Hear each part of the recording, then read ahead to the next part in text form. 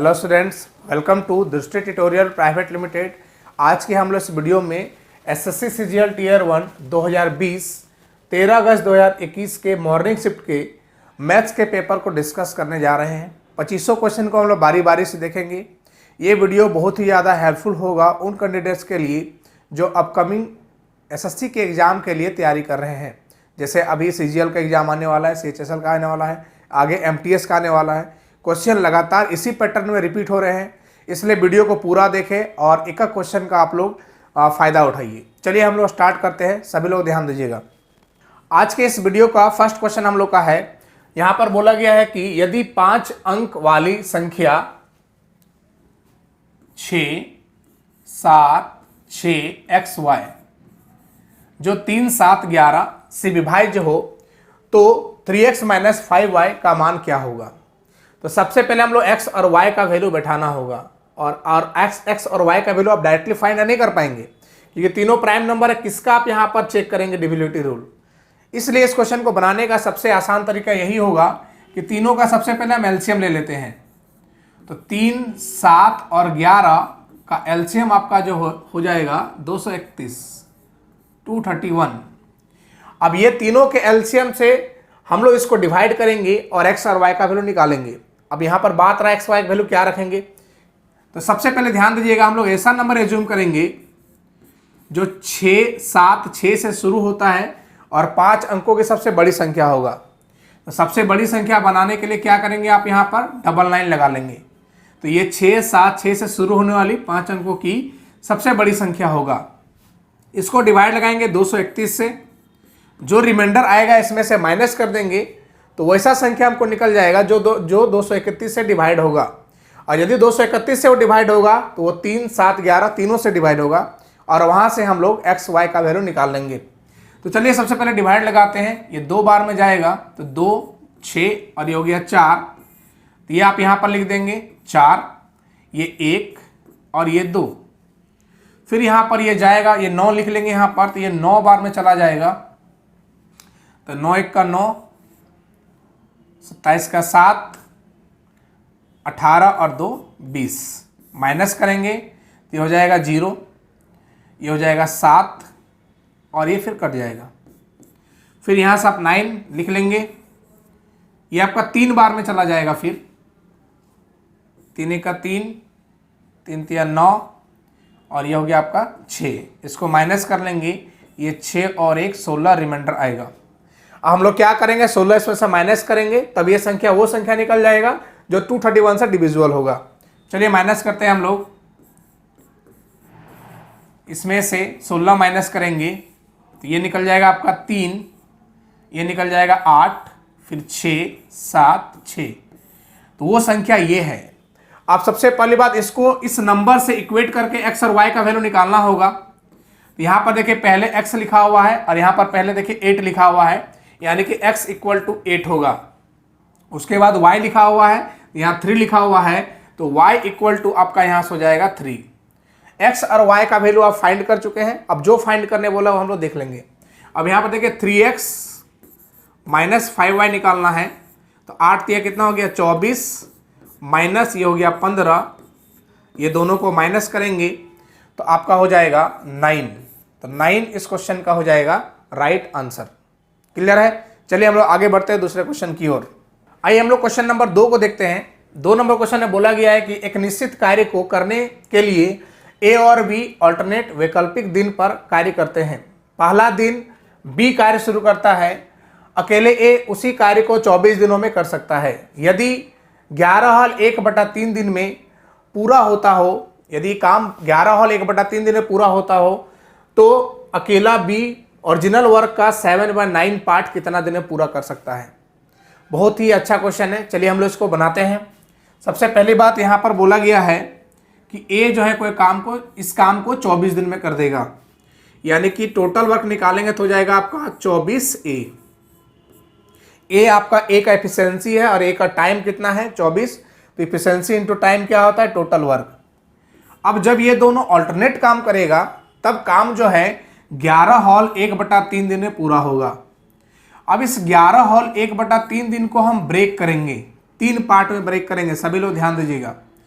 पहला, दूसरा, तीसरा। पहला पार्ट रखेंगे पूरा पूरी 10 दिन का, दूसरा पार्ट रखेंगे 1 दिन का, और तीसरा पार्ट रखेंगे 1/3 दिन का। अब यदि हम बोलेंगे ए और बी ऑल्टरनेट काम कर रहा है, तो इस 10 दिन में से ए और बी ने कितना कितना दिन काम किया होगा?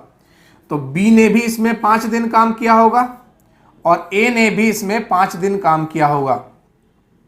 इसके नेक्स्ट डे कौन आया होगा? इसका नेक्स्ट डे आपका बी आया होगा, क्योंकि बी काम शुरू कर रहा है। इसके बाद इसका नेक्स्ट डे आपका आएगा ए। तो यहां से बोलेंगे ए ने कितना दिन काम किया, बी ने कितना दिन काम किया। तो बी ने यहां पर 5 दिन काम किया और यहां पर 1 दिन काम किया, तो 6 दिन कुल मिला के बी ने काम किया। तो कितना काम किया होगा? 6 बी। पूछेंगे ए ने कितना दिन काम किया, तो यहां पर आपका जो है ए 5 और इधर हो गया 1/3, यानी कि 5 होल 1/3 दिन ए ने काम किया। अब इसको एक बार ब्रेक कर लेंगे तो हो जाएगा 16/3 दिन काम किया। क्लियर है? तो यहां से आप लिख लेंगे प्लस 16/3 दिन ए ने काम किया। अब इस इक्वेशन को सॉल्व करके हम लोग ए और बी का, यानी ए और बी के एफिशिएंसी का रेशियो निकालेंगे और कहीं भी एक जगह रख के टोटल वर्क हम लोग फाइंड कर सकते हैं। तो चलिए सबसे पहले एफिशिएंसी रेशियो हम लोग फाइंड करते हैं। यहाँ पर देखिए सारा चीज ये 2 से कट रहा है, सभी लोग को दिख रहा होगा। तो ये हो जाएगा 12a, 2 से काटेंगे तब ये हो जाएगा 3b प्लस 8/3a। ठीक है, इसको सॉल्व करेंगे, देखिए कितना हो गया 9b प्लस 8a/3 और इधर हो गया आपका 12a। ये इधर आएगा तो ये हो जाएगा 36a, ये 3 इधर आएगा 36a हो जाएगा, और ये प्लस 8 इधर आएगा तो -8a हो जाएगा, और यहां से बराबर हो जाएगा 9b। दोनों के यहां से माइनस कर लेंगे आप लोग, तो हो जाएगा 28a इक्वल टू हो जाएगा आपका 9b। तो यहां से हम लोग ए और बी के एफिशिएंसी का रेशियो फाइंड कर चुके हैं, जो कि होगा 9 और 28। ये बात क्लियर होगा। अब यहां से हम लोग टोटल वर्क को फाइंड करेंगे। तो टोटल वर्क फाइंड करने के लिए आप क्या करेंगे, या तो आप ए का वैल्यू यहां पर रखिए यहां पर, या फिर ए और बी का यहां पर, तो आसान पड़ेगा यहां पर रखना। तो टोटल वर्क इक्वल टू हो जाएगा आपका 24 इंटू ए का एफिशिएंसी। अब ये काम करवाना किससे है? बी से काम करवाना है, टाइम ऑफ बी। ये काम किससे करवाना है? बी से करवाना है। कितना काम करवाना है? तो बोला गया बी से 7/9 भाग करवाना है। तो टोटल आपका 24 इंटू 9 काम है और हमको 7/9 ही काम करवाना है। और नीचे लिखेंगे बी का एफिशिएंसी, जो कि आपका कितना है 28। इसको डिवाइड कर देना है, 9 9 कटा, 7 से 4 बार में और 4 से कट गए 6 बार में, यानी कि जो है बी 7/9 काम को 6 दिन में कर देगा। तो ये बहुत ही इंपॉर्टेंट क्वेश्चन था, आप लोग इसको 1-2 बार प्रैक्टिस करेंगे, अपने आप ही स्पीड में आ जाएगा। चलिए अगला क्वेश्चन की ओर बढ़ते हैं। नेक्स्ट क्वेश्चन बोर्ड मास का है। चलिए हम लोग इसको सॉल्व करते हैं। इसको देखिए 3 पार्ट में देखिए, एक पार्ट यहां पर है, एक पार्ट यहां पर है और एक पार्ट यहां पर है। तीनों पार्ट को अलग अलग सॉल्व करेंगे। देखिए पहले ऑफ का काम होगा, का काम होगा, तो ये हो जाएगा 40 और ये डिवाइड में है तो ये हो जाएगा 20/40 इंटू, पहले यहां पर ब्रैकेट का काम करेंगे तो ये हो जाएगा आपका 3, और इसके बाद हम लोग भागा काम करेंगे तो 9/6 इंटू हो जाएगा 3। ये इस पार्ट से आएगा, दूसरा वाला पार्ट से। तीसरा में माइनस, अब देखिए ये दोनों को सॉल्व करेंगे। यहां पर का मतलब पहले का काम करेंगे, ऑफ का काम करेंगे तो हो गया 40, तो नीचे आपका हो गया 40, क्योंकि डिवाइड में इसलिए नीचे लिखे हैं, और उधर ऊपर में हो जाएगा 10। अब इसको एक बार सॉल्व करेंगे तो ये हो जाएगा 1/2, ये 3 बार में कटेगा तो 2 बार में, 3 से 2 बार में कटेगा। अब देखिए ये 9 ऊपर में हो जाएगा और नीचे आपका हो गया 4, माइनस ये इधर हो गया आपका 1/4। सॉल्व कर लेंगे, यहां से आपका हो जाएगा नीचे 4 और ऊपर में जाएगा 9 - 1 इक्वल टू 8/4, यानी कि इसका जो राइट आंसर होगा वो 2 होगा। बहुत ही बेसिक क्वेश्चन था ये, तो आराम से सॉल्व हो जाता। चलिए हम लोग आगे बढ़ते हैं। चलिए आइए हम लोग इस क्वेश्चन को देखते हैं। बहुत ही इंपॉर्टेंट क्वेश्चन है ये। बोला गया है क्वेश्चन में x और y किसी नदी पर दो बिंदु हैं, x और y किसी नदी पर दो बिंदु हैं। इसके बाद बोला गया है कि बिंदु P और Q सीधी रेखा XY को 3 बराबर भागों में विभाजित करते हैं। नदी XY के समांतर बहती है और किसी नाव द्वारा X से Q तक और Y से Q तक की यात्रा में लगने वाले समय का अनुपात 4:5 है। तो धारा की दिशा में नाव, डाउन स्ट्रीम में आपको बताना है स्पीड, और नदी की धारा की चाल का अनुपात क्या होगा। बहुत ही इंपॉर्टेंट क्वेश्चन है, सभी लोग ध्यान दीजिएगा। जैसा मान लेते हैं एक पॉइंट यहाँ पर x है और एक पॉइंट आपका y है, और इसमें से दो पॉइंट है, एक आपका P है और Q है। ये इस प्रकार है कि इसको ये इक्वल पार्ट में बांटेगा, 3 पार्ट में। ये मान लेते हैं एक दूरी होगा तो ये भी दूरी 1 होगा और ये भी दूरी 1 होगा, तीनों दूरी बराबर। इसके बाद बोला गया है कि कोई नाव जो है x से q तक गया और y से q तक गया, और ये दोनों का टाइम का रेशियो दिया हुआ है 4 और 5। क्योंकि नदी यहाँ पर XY के समांतर बह रहा है, इसका मतलब नदी का फ्लो इस डायरेक्शन में है। ये बात क्लियर होगा। अब यहाँ पर ये दोनों केस में इधर से इधर जाने में और इधर से इधर जाने में, दोनों केस में हम डिस्टेंस को रखेंगे सेम। डिस्टेंस को क्या करेंगे, कांस्टेंट। तो डिस्टेंस कांस्टेंट करने से क्या होगा, हम लोग टाइम का रेशियो लिखेंगे तो जस्ट उल्टा उसका क्या हो जाएगा, स्पीड का रेशियो हो जाएगा। अब यहाँ से यहाँ तक का डिस्टेंस है 2, और इस 2 को चलने में लगाया था कितना, 4 यूनिट। और यहाँ से यहाँ तक डिस्टेंस है 1, और इस 1 को चलने में लगाया था 5 यूनिट। तो इसको हम लोग क्या करेंगे, यहाँ से लेकर यहाँ तक चलवाएंगे इसको भी। तो ये 1 चलने में 5 यूनिट लगा रहा है, तो यहाँ से यहाँ चलने में इसको 2 यूनिट चलना होगा, मतलब ये पूरा यहाँ से यहाँ तक चलना होगा। तो इसको चलने में कितना लगाएगा, 10 यूनिट। क्लियर है। यानी कि एक बार हम लोग धारा के दिशा में जाएंगे और एक बार हम लोग धारा के विपरीत दिशा में जाएंगे। तो धारा की दिशा में जाने में समय हम लोग को लगा, ये 2 यूनिट चलने में, ये धारा की दिशा है तो 2 यूनिट चलने में कितना लगा, 4 यूनिट टाइम लगा। धारा के विपरीत 1 चलने में 5, तो 2 चलने में कितना हो जाएगा, 10। ये आपका टाइम का रेशियो निकल गया। तो यहाँ से स्पीड का रेशियो कितना हो जाएगा, 10 और 4, जस्ट उल्टा हो जाएगा। ये निकल गया। अब यहाँ पर हमको पूछा गया, बताइए धारा की दिशा में डाउन स्ट्रीम में क्या होगा स्पीड बोट का, और धारा का स्पीड क्या होगा, इसका रेशियो बताइए। तो यहाँ पर देखिए डाउन स्ट्रीम में पता है 10 आ चुका है, वाटर का स्पीड निकालना होगा।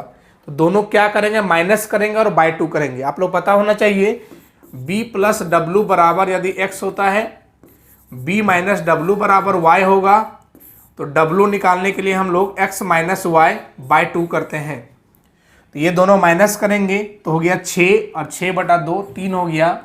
यानी इसका राइट आंसर हो जाएगा 10 और 3, ऑप्शन नंबर सी। एक बहुत ही इंपॉर्टेंट क्वेश्चन था। चलिए हम लोग आगे बढ़ते हैं। ये क्वेश्चन सीआई का है। बोला गया है कि ब्याज की गणना 5 मासिक चक्रवृद्धि आधार पर होती है, ठीक है। प्रतिवर्ष 15% की दर से 8192 रुपए की राशि पर एक वर्ष 1.1/4 वर्ष पर सीआई कितना होगा, ये निकालना है। चलिए सबसे पहली बात बताइए आप लोग कि एक हॉल 1/4 ईयर में कितना मंथ होता है। तो एक साल में पूरी 12 महीना और 1/4 यानी कि 3 महीना, तो टोटल हो गया 15 महीना। और 15 मंथ में कितना साइकिल बनेगा आपका, 5-5 का 3 साइकिल बनेगा। मतलब ये 3 साइकिल का कहानी चलने वाला है। अब देखिए यहाँ पर पूरी 12 मंथ का जो है रेट दिया हुआ है 15%। तो एक मंथ का रेट कितना हो जाएगा, तो 15/12%।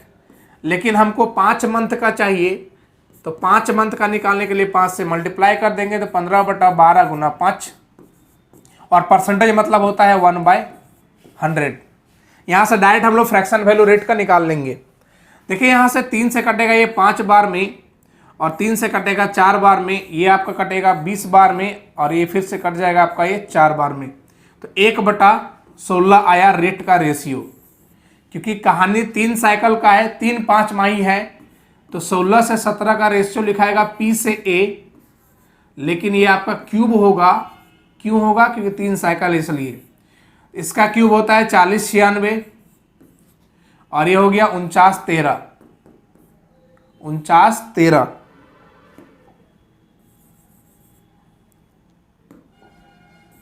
उनचास 13 40 96 यानी कि प्रिंसिपल का वैल्यू गिवन है। कितना गिवन है? 8192। ये शायद आपका, हाँ, 2 बार में कट रहा है, तो एक का वैल्यू कितना हो गया? 2। इंटरेस्ट कितना मिल रहा है? दोनों माइनस कर लेंगे, तो 49 13 और 40 96 को जब माइनस करेंगे तो ये हो जाएगा 7, ये हो जाएगा 1 और ये 8, 817। 817 को 2 से मल्टीप्लाई कर देंगे, आपका आंसर हो जाएगा 1634। बहुत ही अच्छा क्वेश्चन था ये भी। 1634 ऑप्शन नंबर सी में आपका अवेलेबल है।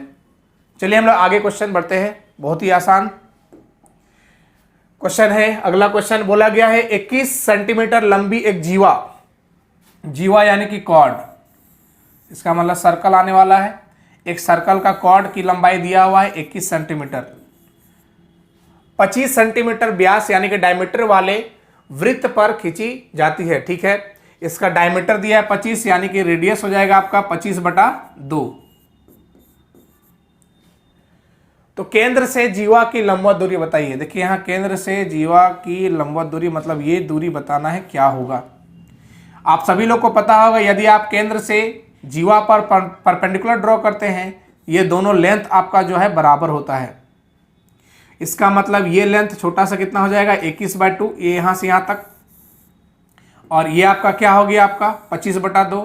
तो ये एक राइट एंगल ट्रायंगल है। यहाँ से आप लोग पाइथागोरस प्रमेय लगा के इसका वैल्यू निकाल लेते हैं। मान लीजिए इसका वैल्यू x है, x बराबर आपका हो जाएगा √ हाइपोटेनस का स्क्वायर, मतलब 25/2 का स्क्वायर में से आप माइनस कर देंगे 21/2 का स्क्वायर,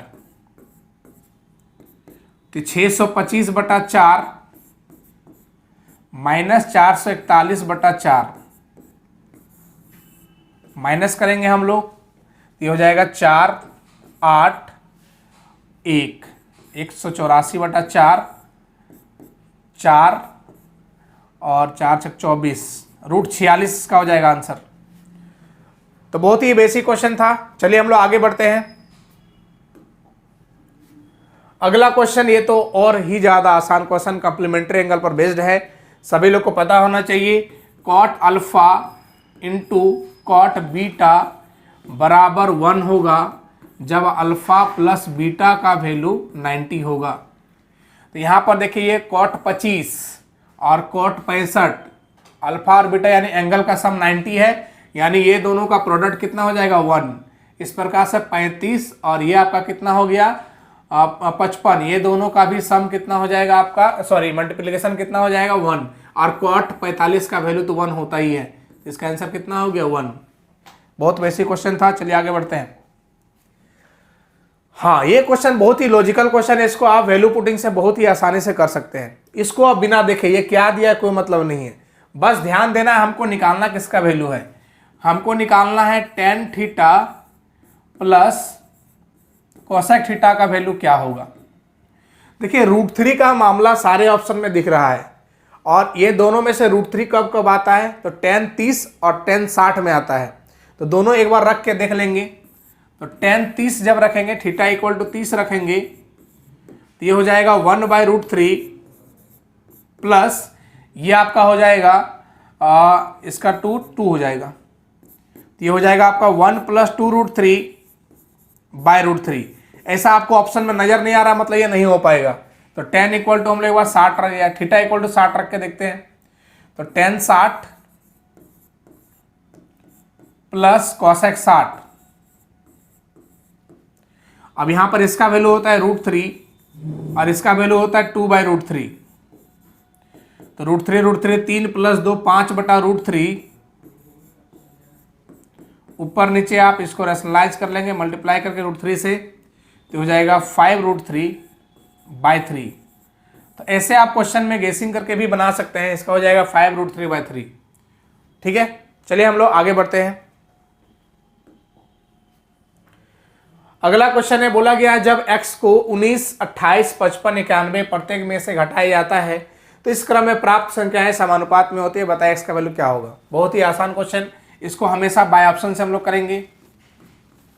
19 और 28 ये दोनों में से कितना कितना माइनस किया गया है, x और x, और 55 और 91 इसमें भी हम लोग x माइनस करेंगे तो ये आपका प्रपोर्शन में मिलेगा। अब यहाँ पर पहला ऑप्शन 8 रखेंगे, यदि यहाँ पर पहला ऑप्शन यदि हम 8 रखना चाहते हैं x बराबर 8, ये आपका हो जाएगा 11 और नीचे हो गया 20, 11/20, तो ये भी आपका 11/20 आना चाहिए। मतलब इससे सॉल्व करने ऊपर वाला जो टर्म है वो 11 का मल्टीपल आएगा तभी 11/20 आने का उम्मीद है। तो चलिए यहाँ पर एक बार 8 रखते हैं। जब 8 रखेंगे तो ये हो जाएगा 47। अब देखिए 47 से 11 कभी भी बन पाएगा, कभी नहीं बन पाएगा, तो ये वैसे ही ऑप्शन चला गया, ये नहीं हो पाएगा। ऑप्शन नंबर 2 चेक करते हैं, x बराबर 7 रखेंगे तो ये आपका हो जाएगा 12 और यहाँ पर 7 रखेंगे तो हो जाएगा 21। रेशियो देखिए आपका 4/7 का है। यहाँ पर रखे थे एक बार 7 तो ये हो जाएगा आपका 48 और नीचे आपका हो जाएगा 7 रखने पर 1 गया और इधर 6 तो यानी कि 84। देखिए जब इसको काटेंगे 3 से तो ये आपका 4/7 का रेशियो है, 12 से काटेंगे तो ये भी 4/7 का रेशियो है, मतलब रेशियो आपका सेम हो गया। इसका मतलब ये आपका सही ऑप्शन है, ऑप्शन नंबर बी। ठीक है, आइए हम लोग अगला क्वेश्चन देखते हैं। अगला क्वेश्चन तो बहुत ही ज़्यादा बेसिक और बहुत ज़्यादा आसान है। बोला गया एक शॉपकीपर है जो 21% का छूट देने के बाद भी 21% का लाभ कमाता है, तो बताइए सीपी और एसपी का रेशियो क्या होगा। देखिए यहाँ पर सीपी एसपी रेशियो हमको निकालने के लिए ज़्यादा दिमाग नहीं लगाना है। 21% का प्रॉफिट दिया है, अब इसी से आप सीपी और एसपी का रेशियो फाइंड कर सकते हैं। तो 100 में से 21 का प्रॉफिट कितना हो गया, 121 हो गया आपका आंसर। या फिर आप चेक कर लेंगे किस ऑप्शन में आपको 21% का प्रॉफिट मिल रहा है, तो एक ही ऑप्शन मिलेगा यहाँ पर जो 21% का प्रॉफिट मिल रहा है, हो गया आंसर। ठीक है, चलिए आगे बढ़ते हैं हम लोग। अगला क्वेश्चन अलजेब्रा का है, थोड़ा सा ये कैलकुलेटिव टाइप से है, चलिए इसको बनाते हैं हम लोग। ये आपका AQ माइनस BQ के फॉर्मूला में सेट करेगा। AQ माइनस BQ का फॉर्मूला सभी लोग को पता होना चाहिए। इस क्वेश्चन के लिए फॉर्मूला होता है A minus b into A square plus B square plus AB। इसी में हम इसको ब्रेक करेंगे। यदि इसको आप ध्यान देंगे तो ये आपका 2x प्लस वाई का होल क्यूब है, ये पूरा पूरी का, और ये आपका 3x माइनस वाई का होल क्यूब है, और जो कि बराबर आपका है 5y minus x ax square plus by square plus cxy। अब यहां पर ए क्यूब माइनस बी क्यूब लगाएंगे, फॉर्मूला आता है a माइनस बी, यानी कि 2x प्लस 2y। इसको एक ही बार सॉल्व कर देते हैं।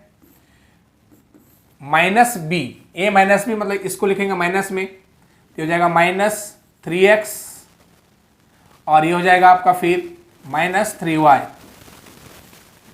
अब यहां पर ये आपका a माइनस बी लिखा गया, फिर लिखेंगे a स्क्वायर, मतलब ये 2x प्लस वाई, ये पूरा पूरी स्क्वायर हो जाएगा, प्लस b स्क्वायर यानी कि 3 इंटू एक्स माइनस वाई का पूरा पूरी स्क्वायर हो जाएगा, प्लस ab यानी कि 2 into x plus y into 3 into x minus y. ये आपका लिखाएगा, बराबर आपका ये टर्म होगा। यहाँ पर एक बार शॉर्टकट से लिख लेते हैं, ये आपका 5y माइनस, इसको बार बार लिखना नहीं है, इंटू ब्रैकेट में कुछ है ये वाला टर्म। ठीक है, अब यहाँ पर इसको जरा एक बार ध्यान देखिए क्या है। ये आपका 2x है और ये माइनस 3x है, ये हो जाएगा माइनस x। ये आपका देखिए 2x है और माइनस, और ये माइनस प्लस 3y है, तो 2 और 3 कितना हो गया, 5y। तो ये टर्म और ये टर्म तो पूरा पूरी कट रहा है आपका, तो ये टर्म और ये टर्म को आप काट सकते हैं। अब मेनली हम लोग इसमें काम करेंगे। चलिए इसको अब देखते हैं, यहां पर इसको मिटा देते हैं। अब देखिए ये क्या है, ये आपका a प्लस बी का होल स्क्वायर है, और बाहर में 2 का स्क्वायर कितना हो जाएगा, 4, 2 का स्क्वायर 4, और ये a प्लस बी का होल स्क्वायर हो गया, यानी कि a square plus b square plus 2xy यानी कि 2ab। ये भी आपका a माइनस बी का होल स्क्वायर है तो 9 हो गया। फिर a square plus b square minus 2xy। और यहां पर देखेंगे a plus b into a minus b का फॉर्मूला लगेगा जो कि आपका a square minus b square होता है। तो ये हो गया plus 6a square minus b square बराबर, ये टर्म तो कट गया, बचा था आपका ax square plus by square plus cxy। अब यहां से अब देखिए एक लाइन में हम सॉल्व करेंगे, सभी लोग यहां से थोड़ा बढ़िया से ध्यान देंगे। देखिए यहां पर 4x स्क्वायर है, यहां 9x स्क्वायर है, प्लस में 4 और 9 कितना हो गया 13, और यहां पर हो गया 6x स्क्वायर, तो 13 और 6 19 x स्क्वायर हो गया। यहां पर देखिए 4y स्क्वायर है, यहां पर 9y स्क्वायर है, 4 9 13y स्क्वायर, यहां पर 6y स्क्वायर माइनस में है, तो 13 में से 6 गया आपका हो जाएगा 7y स्क्वायर। यहां पर देखिए xy का टर्म कितना दिया हुआ है, ये दिया हुआ आपका 8xy, यहां पर है 18xy, 9 दूनी 18, 18xy लेकिन माइनस में है, तो ये आपका 8xy और माइनस 18xy, तो माइनस 10xy होगा, तो यहां पर लिख देंगे माइनस 10xy, जो कि दिया हुआ है आपका ax square plus by square plus cxy। अब यहां पर इक्वेट करेंगे, एक्स स्क्वायर साथ क्या लिखा हुआ है a, तो यहां पर क्या लिखा है 19, तो a बराबर हो जाएगा 19। y स्क्वायर साथ लिखा हुआ है b, यहां पर लिखा है 7, तो b इक्वल टू क्या हो जाएगा 7। यहां पर xy के साथ c लिखा हुआ है, यहां पर c की जगह पर हो जाएगा माइनस 10। अब क्या फाइंड करने वाला है हम लोग देख लेंगे। तो दिया हुआ a प्लस बी माइनस सी, तो a प्लस बी माइनस सी क्या होगा, तो a आपका निकला 19, b निकला 7 और c निकला आपका माइनस 10, तो माइनस और ये माइनस क्या हो जाएगा प्लस 10, तो 26 10 36 इस क्वेश्चन का हो जाएगा राइट आंसर। अब इसको आप जितना माइंड में जितना स्टेप कम कर पाए उतना जल्दी आपका बनेगा, इसका फिर कोई इसका कोई ट्रिक उरिक नहीं है, आपको बनाना ही होगा इस तरह, ठीक है। तो चलिए हम लोग आगे बढ़ते हैं। हाँ, ये क्वेश्चन में बोला गया है कि ए की आय बी की आय से 45% अधिक है, ठीक है। ए का जो आय होगा वो बी के आय से 45% अधिक, यदि ये आपका 100 होगा तो ये कितना होगा 145। सी की आय ए और बी की योगफल से 60% कम है। सी का जो आय होगा ए और बी का जितना टोटल योगफल है, तो ए और बी का योगफल कितना है 245, सम कितना है 245, उससे ये 60% कम होगा। 60% कम होगा मतलब 40% होगा। 40% का वैल्यू कितना होता है 2/5, 2/5, इसका 2/5 निकालेंगे हम लोग, इसको काटेंगे 5 से 4 बार में, 5 से 9 बार में, 49 दूनी कितना हो गया 98, यानी सी का वैल्यू हो जाएगा 98। इसके बाद बोला गया है डी की आय सी से 20% अधिक होगा। डी का जो आय है सी से 20% अधिक होगा यानी कि 120 होगा। या फिर आप 98 का 10% निकालिए 9.8 आएगा, तो 20% कितना हो जाएगा, तो 9.8 का आप दोगुना कर देंगे तो 19.6, मतलब ये 19.6 ज़्यादा होगा, तो जोड़ लेंगे 6 17 का 7 10 और 11 यानी कि 117.6 होगा, ठीक है। अब यहां पर देखिए सबका हम वैल्यू निकाल चुके हैं एबीसी का। अब यहां पर बोला गया है बी और डी के आय का अंतर दिया हुआ है। बी का आय यहां पर देखेंगे आप, बी का आय दिया हुआ है 100 और ये डी का आय दिया हुआ है 117.6, तो दोनों का अंतर लेंगे, तो दोनों का अंतर कितना होगा, तो 17.6 और जिसका वैल्यू क्वेश्चन में दिया हुआ है 13,200। यहां से एक का वैल्यू निकाल लेंगे 13,200 बाय 17.6, तो पॉइंट हटाएंगे 0 लगेगा। हमको पूछा गया बताइए सी का आई कितना होगा, यानी कि 98 का वैल्यू पूछा गया है, तो दोनों तरफ 98 से हम लोग मल्टीप्लाई कर देंगे। देखिए 11 से ये 16 बार में कट रहा है और ये 11 से 12,000 बार में कट रहा है। ये 8 से 2 बार में और ये 8 से कट रहा है 1500 बार में, और ये 2 से 750 बार में, यानी कि 750 गुना 98 इसका आंसर होगा जो भी होगा। इसको सॉल्व कर लेंगे एक बार। तो ये 98 को आप क्या 100 - 2 लिख सकते हैं क्या, मल्टीप्लाई करने के लिए आसान बना रहे हैं। तो 100 - 2, 98 को हम 100 - 2 लिख दिए हैं। तो ये हो गया आपका 75,000 में से आप 75,000 में से आप 750 का दोगुना माइनस कर देंगे, यानी कि 1500 माइनस कर देंगे। तो 0,0537 73,500 इस सवाल का हो जाएगा आंसर। ऑप्शन नंबर बी में है। तो देखिए क्वेश्चन थोड़ा कैलकुलेटिव दे रहा है, थोड़ा सा आपको स्पीड आना होगा कैलकुलेशन में, ठीक है। आसान क्वेश्चन है, बस आपको कैलकुलेशन बढ़ा बढ़ा के दिया जा रहा है। चलिए हम लोग आगे बढ़ते हैं। अगला क्वेश्चन हम लोग का है अलजेब्रा का, बहुत ही इंपॉर्टेंट क्वेश्चन है लेकिन आसान है। x + 1/x = 4 है, तो बताइए x का पावर 5 + 1/x का पावर 5 क्या होगा। ये हो जाएगा आपका k² - 2, इसका फॉर्मूला याद होना चाहिए आपको, KQ - 3k - k। अब वैल्यू पुट करेंगे यहाँ पर, तो 4 का स्क्वायर 16 - 2 14 ये हो जाएगा।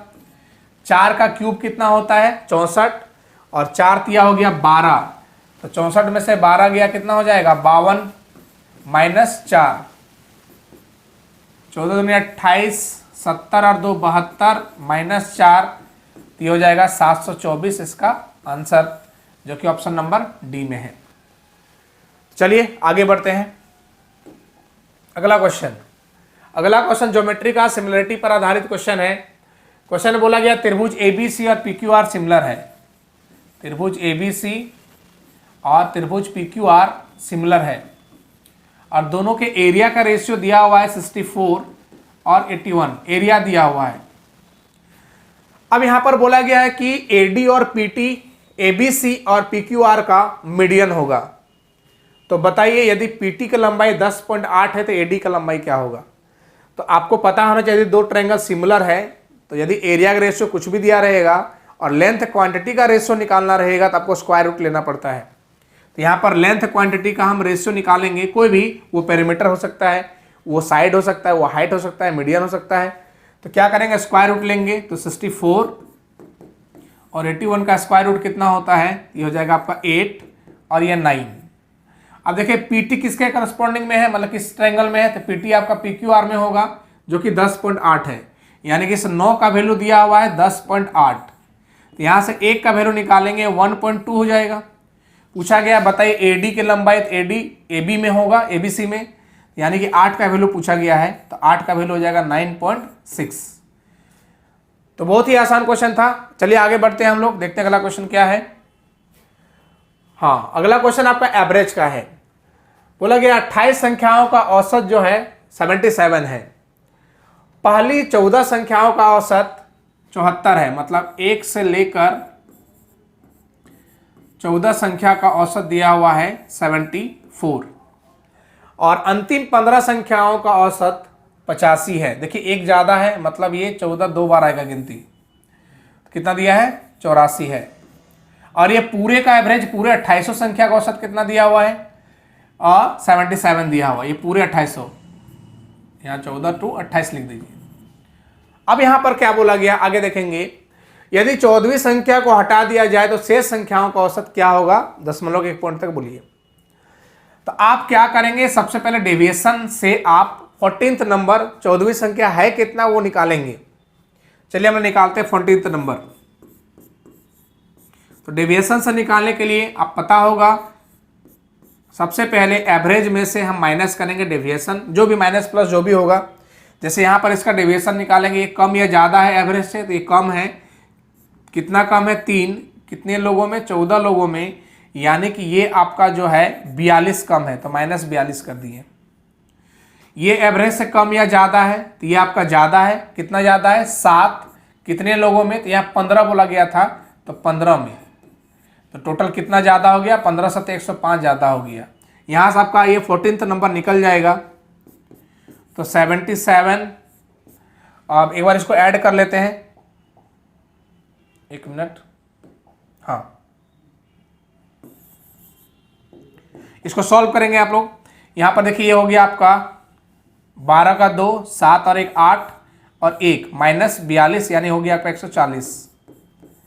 तो वो 14th नंबर आपका 140 है।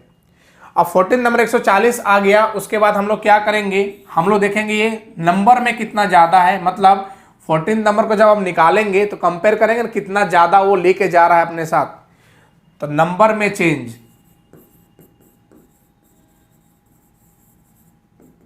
140 में से आप 77 माइनस कर देंगे, आएगा 63। मतलब नंबर अपने साथ वो 63 ज़्यादा लेके जा रहा है। यदि 63 ज़्यादा लेके जा रहा है मतलब एवरेज क्या होगा, कमेगा आपका। तो यहाँ पर लिखेंगे एवरेज में चेंज,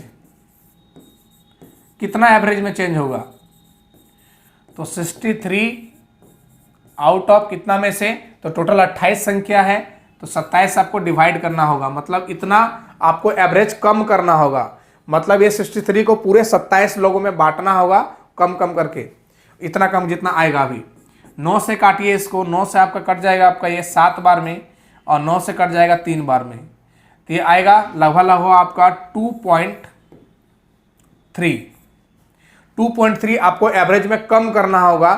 तो यहाँ पर आपका न्यू एवरेज कितना हो जाएगा, तो न्यू एवरेज तो टोटल 77 एवरेज है, उसमें से आप 2.3 माइनस कर देंगे तो आपका आ जाएगा 74.7 इतना एवरेज हो जाएगा। ठीक है, चलिए हम लोग आगे बढ़ते हैं। बहुत ही अच्छा क्वेश्चन था ये भी। अगला क्वेश्चन ज्योमेट्री का सिमिलरिटी का है, चलिए इसको भी ध्यान देते हैं। त्रिभुज ABC और PQR सिमिलर है। देखिए इस क्वेश्चन में बस ये ध्यान रखना है, सिमिलरिटी का जो ऑर्डर होगा इसके अकॉर्डिंग होगा, अपने अकॉर्डिंग ऑर्डर नहीं ले सकते हैं। यहां कुछ भी लिखा उससे मतलब नहीं, ऑर्डर आपको इसी के अकॉर्डिंग लेना होगा। अब यहां पर बोला गया दोनों सिमिलर है और दोनों के एरिया का रेशियो गिवन है। एरिया का रेशियो कितना गिवन है, 144 और 49। तो एरिया से हम लोग साइड का रेशियो जाने के लिए क्या करेंगे, स्क्वायर रूट लेते हैं, जैसा कि हम लोग पिछला क्वेश्चन देखे हुए थे अभी। यानी कि आपका 12 हो जाएगा और यह आपका हो जाएगा 7। ये आपका ABC के लिए लिख रहे हैं और ये आपका PQR के लिए लिख रहे हैं। पूछा गया है बताइए PR की लंबाई क्या होगा। तो PR किसके करस्पॉन्ड है पहले देखेंगे आप। देखिए PR का करस्पॉन्डिंग साइड AC है, यानी कि AC का वैल्यू आपको लेके चलना होगा ABC के टर्म में। देखिए AC का वैल्यू कितना दिया हुआ है 9, यहाँ पर देखिए AC का वैल्यू कितना दिया है 12। ये आपका AC, इस सभी साइड का रेशियो यही होगा आपका, चाहे AC होगा चाहे AB होगा, तो हम AC लेके चलेंगे यहाँ पर। तो 12 का वैल्यू कितना हो जाएगा 9, 1 का वैल्यू हो जाएगा 9/12। पूछा गया है बताइए इसका करस्पॉन्डिंग यानी 7 का वैल्यू क्या होगा। तो 7 से मल्टीप्लाई कर देंगे, 3 से काटेंगे 3 बार में, 3 से काटेंगे 4 बार में, आंसर हो गया 21/4। तो ये भी बहुत ही बेसिक क्वेश्चन था, एग्जाम में बहुत रिपीट होता है। हाँ, ये क्वेश्चन भी बहुत अच्छा क्वेश्चन है। बोला गया है समचतुर्भुज की प्रत्येक भुजा 13 सेंटीमीटर है और एक विकर्ण की लंबाई 24 सेंटीमीटर दिया हुआ है। तो सबसे पहले हम लोग रोम्बस ड्रॉ करते हैं, और रोम्बस का प्रॉपर्टी आपको पता होना चाहिए, दोनों विकर्ण एक दूसरे को बाइसेक्ट करते हैं 90 डिग्री पर। ये सभी लोग को ये पता होना चाहिए, ये बराबर और ये बराबर। अब यहाँ पर प्रत्येक साइड 13 ये भी 13, ये भी 13, ये भी 13 और ये भी 13 होगा, और एक डायगोनल दिया है 24। हम लेते हैं, मान लीजिए 24 है, तो ये हो जाएगा 12 और ये हो जाएगा 12। आप सभी लोग को एक ट्रिपलेट याद होगा 5 12 13 याद होना चाहिए। उसमें से देखिए ये आपका दिया 12 13, तो इसका मतलब ये कितना हो जाएगा 5, और यदि ये लेंथ 5 होगा तो ये भी कितना हो जाएगा 5। तो यहाँ से हम दोनों डायगोनल फाइंड कर लिए। पहला तो डायगोनल दिया ही है 24 और दूसरा डायगोनल 5 और 5 आ गया 10। पूछा गया है कि इसका बताइए एरिया क्या होगा। तो एरिया इक्वल टू क्या हो जाएगा, half into D1 into D2। ये हो गया हाफ इंटू 24 इंटू 10। ये आपका 12 बार में कटा और आंसर आ गया आपका 120 सेंटीमीटर स्क्वायर। तो ट्रिपलेट का बहुत इसमें यूज होता है। बाकी बात इसका एक फॉर्मूला बात है, उसको भी लगा सकते हैं आप लोग। चलिए हम लोग आगे बढ़ते हैं। अगला क्वेश्चन प्रॉफिट एंड लॉस का है। बोला गया है कि 140 रुपए में 15 की दर से कुछ फल खरीदे गए। हम मान लीजिए समझते हैं एक फल खरीदा गया है, कितना रुपए में? 140 रुपए में 15 की दर से एक फल खरीदे गए हैं। उतना ही फल 120 रुपया में 10 की दर से खरीदे गए हैं। 120 रुपया में 10 की दर से उतना ही फल खरीदे गए हैं। तो अब यहाँ पर एक फल इस दर से खरीदा, एक फल इस दर से खरीदा, तो टोटल फल कितना खरीदा उसने? 2। ये आपका टोटल सीपी हो गया। आप टोटल एसपी लिखेंगे। 2 फल खरीदा, अब 2 को बेचेगा। वो कितना बेचेगा? तो बोला गया सभी फलों को 132 रुपये प्रति दर्जन में बेच दिया जाए। तो 132 रुपये प्रति दर्जन में इसको बेच दिया। तो बताइए प्रॉफिट या लॉस होगा पूरे इस लेन देन में। चलिए इसको सॉल्व करते हैं। पहली बात ये 0 0 जाएगा 5 से 3 बार में, और 5 से काटेंगे तो ये 28 बार में जाएगा। तो 28/3 इधर आ गया, और प्लस इधर हो गया आपका 12। इसको काटेंगे तो ये आपका 11 बार में कट जाएगा। तो 11 दूनी कितना हो गया? 22। अब ये देखिए 36 और प्लस इधर हो गया 28, 36 और 28 हो गया आपका 64, और ये 3 उठ के इधर चला जाएगा। तो 22 दिया कितना हो जाएगा? 66।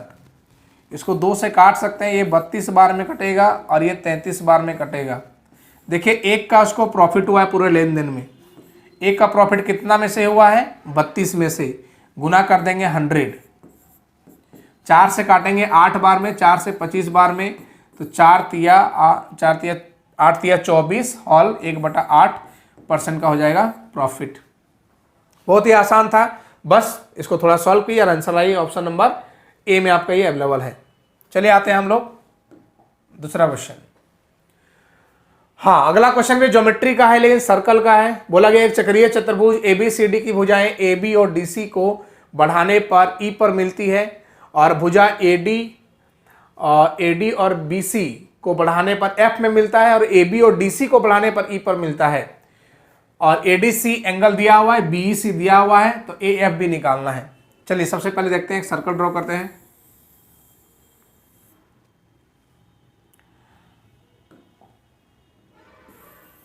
एक छोटा सा सर्कल ड्रॉ किए। मान लेते हैं एक पॉइंट यहां पर है A, एक पॉइंट यहां पर है B, एक पॉइंट यहां पर है C, और एक पॉइंट मान लेते हैं यहां पर है D। AB को बढ़ाया गया है और DC को भी बढ़ाया गया है, और दोनों E पर मिलते हैं। आगे बोला गया है कि फिर से बढ़ाइए AD को और BC को, और दोनों कहाँ मिलते हैं? F पर। अब यहां पर ADC ये एंगल दिया हुआ है आपका 78, और BEC मतलब ये एंगल दिया हुआ है आपका 52 डिग्री। तो बताइए AFB ये एंगल क्या होगा? ये बहुत ही एक आसान क्वेश्चन है, सभी लोग ध्यान दीजिएगा। सबसे पहली बात, ये 52 है, ये 78 है। ट्रायंगल ADE में आप ये एंगल निकाल लेंगे, दोनों जोड़ के 180 माइनस कर देंगे, ये निकल जाएगा। तो दोनों जोड़िए कितना हो गया आपका? ये आपका हो गया 10 और 13, 130 हो गया। 130 में से ये कितना हो जाएगा? 50। अच्छा ये 50 होगा तो ये कितना होगा? तो ये आपका 130 होगा, क्योंकि ABCD एक साइक्लिक क्वाड्रिलेटरल है, इस कारण से ये दोनों एंगल का सम कितना होता है? 180। तो ये 50, 130, तो ये एंगल कितना होगा? तो ये 50 हो जाएगा। अब ये 50 दिया हुआ है आया, ये 78 है। तो इस ट्रायंगल में देखिए क्या है? 78 डिग्री ये एंगल एक्सटीरियर एंगल है। तो एक्सटीरियर एंगल इन दोनों इंटीरियर एंगल के सम के बराबर होगा। इसमें से ये आपका 50 है, तो इसका मतलब ये कितना हो जाएगा आपका? 28। तभी तो जोड़ के आपका 78 आएगा। तो ये एंगल आपका कितना हो जाएगा? 28 हो जाएगा। ठीक है, ये 50 तो ये 28। चलिए इसका आंसर हो जाएगा ऑप्शन नंबर डी, 28। अगला क्वेश्चन अलजेब्रा का। अगला क्वेश्चन देखिए, अलजेब्रा से अभी तक 2-3 क्वेश्चन मिल चुका है आप लोगों को। ये तीसरा क्वेश्चन है अलजेब्रा का। कितना इंपॉर्टेंट है समझ लिया अलजेब्रा। x + y बराबर दिया हुआ है 4, और 1/x + 1/y बराबर दिया है 16/25। हमको पूछा गया है x³ + y³ क्या होगा। इसका वैल्यू निकालने के लिए आपको पता है फॉर्मूला होता है x + y का whole cube -3xy x - y x + y। देखिए ये टर्म दिया है, ये टर्म नहीं दिया है। x × y निकालना होगा, आप यहां से निकालेंगे इसका वैल्यू। ये हो जाएगा आपका x plus y by x y बराबर 16/25। अब इसका वैल्यू यहाँ पर रखेंगे 4, तो 4/xy बराबर हो गया 16/25। ये आपका कट जाएगा 4 बार में, यहाँ से आपका आ गया ये 16/25 ने 15 दिया हुआ है,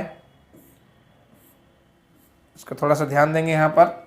ये 16/15, ये भी 16/15, तो xy बराबर क्या हो जाएगा आपका 15/4। xy निकल गया। अब इसका वैल्यू यहाँ पर पुट कर देना है। बताइए x प्लस वाई कितना दिया है 4, तो 4 का क्यूब कितना हो गया 64 माइनस 3 इंटू एक्स वाई का वैल्यू कितना आया 15/4 और x प्लस वाई कितना दिया हुआ है 4, तो 4 कट गया, तो 64 माइनस 45, ये दोनों को माइनस कर लेंगे तो हो जाएगा आपका 9 और इधर आपका हो गया 19 हो जाएगा, ऑप्शन नंबर बी। तो फार्मूला याद होगा, बहुत आसानी से बना लें। देखिए पहले इस तरह का क्वेश्चन वैल्यू पुटिंग से बहुत जल्दी बनता था और देता भी था। अब इस टाइप के क्वेश्चन जल्दी से वैल्यू पुटिंग नहीं दे रहा है, आपको फार्मूला सही सॉल्व करना होगा। चलिए हम लोग आगे बढ़ते हैं। अगला क्वेश्चन दिया हुआ है कि सेक कोसेक थीटा बाय 1/कोसेक माइनस 1 फिर कोसेक थीटा बाय 1/कोसेक प्लस 1 माइनस tan स्क्वायर है। इसका वैल्यू क्या होगा यदि थीटा का वैल्यू 0 से बड़ा 90 छोटा होगा। बहुत ही इजीली आप लोग वैल्यू पुटिंग लगा सकते हैं। यहाँ पर 0 90 नहीं लगाइए, सबसे आसान लगाइए 45 में देखिए सारा ऑप्शन भी अलग अलग दे रहा है आपको। चलिए हम लोग 45 लगाते हैं। जब थीटा इक्वल टू हम 45 लगाएंगे तो ये कितना आएगा सभी लोग बताइए, तो √2 आएगा, क्योंकि कोसेक 45 √2 होता है और ये हो जाएगा √2 माइनस 1 प्लस ये हो गया √2 बाय √2 प्लस 1 और माइनस tan स्क्वायर 45, तो tan 45 का वैल्यू कितना होता है 1। जो इसका वैल्यू आएगा हम लोग ऑप्शन से वेरीफाई करवा लेंगे क्या उसका होगा आंसर। चलिए सॉल्व करते हैं इसका एलसीएम, बस ये दोनों सॉल्व करेंगे फिलहाल। ये दोनों का एलसीएम हो जाएगा √2 माइनस 1 √2 प्लस 1, ये हो जाएगा √2 into √2 plus 1 plus √2 into √2 minus 1, minus इधर 1 है बाहर में। देखिए ये हो गया 2 प्लस √2, ये भी 2 माइनस √2 बाय ये देखिए a plus b into a minus b है, यानी कि a square minus b square, ये फॉर्मूला लगेगा a square minus b square और ये माइनस 1। √2 कट गया, ऊपर में आ गया 4 और नीचे देखिए 2 माइनस 1 हो गया, तो 4 माइनस 1 आपका कितना हो गया 3। अब कौन सा ऑप्शन में 3 दे रहा है, देखिए यहाँ पर सेक स्क्वायर 45, सेक 45 का वैल्यू √2 होता है, तो सेक स्क्वायर 45 कितना हो गया 2 और 2 गुना 2 कितना हो गया 4, मतलब ये नहीं हो पाएगा। इसमें देखिएगा sec square theta plus 1, sec square theta मतलब √2 की स्क्वायर 2 प्लस 1 3, यही दे रहा है, यही आपका हो जाएगा आंसर, ऑप्शन नंबर बी। चलिए आगे बढ़ते हैं। अगला क्वेश्चन आपका डीआई का है, बहुत ही इंपॉर्टेंट डीआई। इस बार डीआई लगभग सब अलग अलग दिया हुआ है। चलिए हम लोग बनाते हैं। बोला गया the ratio of total number of car sold by dealer b, मतलब जनवरी अप्रैल और जून में डीलर बी बेची गई कारों की कुल संख्या। तो यहां पर हम देखते हैं सबसे पहले जनवरी अप्रैल जून, कहाँ है जनवरी अप्रैल और जून में बी कितना कितना बेचा, तो यहाँ पर 600, यहाँ पर आपका हो गया जनवरी के बाद कितना बोला गया था अप्रैल में हो गया आपका 580, उसके बाद कितना है जून में हो गया आपका 620। इसको जोड़ेंगे आप 600 प्लस 580 प्लस 620, ये इसके बाद बोला गया है कि कुल संख्या मार्च में डीलर ए और डी द्वारा बेची गई कारों की कुल संख्या। मार्च में ए ने कितना बेचा 628, डी ने कितना बेचा 722,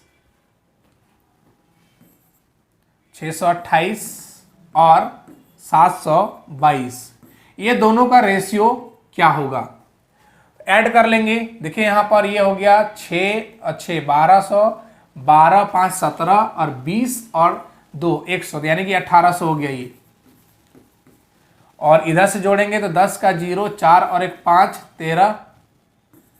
अब इसको काटेंगे, क्या रेशियो होगा देखते हैं। 0 0 कट गया, 45 देखिए 4 बार में कटेगा, 45 ये 3 बार में कटेगा, ये 4 3 का रेशियो होगा। तो ये बहुत ही आसान क्वेश्चन था, ये तो नॉर्मल जोड़ना था, रेशियो बताना था। चलिए आगे बढ़ते हैं हम लोग अगले क्वेश्चन की ओर। अगला क्वेश्चन में बोला गया, ये पूरा डाटा दिया हुआ है, बोला गया शहर में पुरुष शिक्षकों की संख्या का महिला शिक्षकों की संख्या का रेशियो क्या होगा। तो टोटल जितना मेल है, टोटल जितना फीमेल है, दोनों को जोड़ के रेशियो बताना है। सिंपल क्वेश्चन है, चलिए जोड़ते हैं हम लोग। तो ये आपका देखिए 0 0 0 0 5, तो इधर हो गया आपका 5, फिर 9 7 16, 16 8 24, 24 7 31, 31 और 5 36, 31 5 36 का 6 3, 6 1 7, 7 2 9, 9 6 15, 15 3 18 का 8, 1 2 3 4 और 1 5, ये हो जाएगा 58 65। ये हो गया टोटल मेल।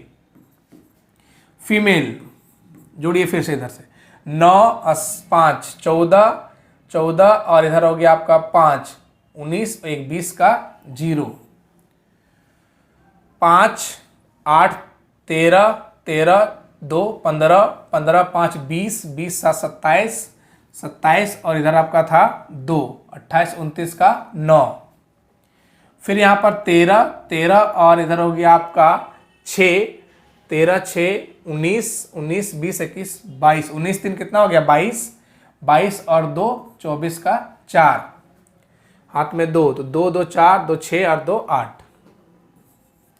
चलिए एक बार इसको रेशियो में देखते हैं। देखिए 5 से कट रहा है ये, 5 1 का 5, फिर 5 1 का 5, 5 7 35, 5 3 15, ये भी 5 से कट रहा है, तो हो जाएगा 5 1 का 5 3, 5 6 का 30, 5 9 45 और ये हो जाएगा आपका 25 8 40।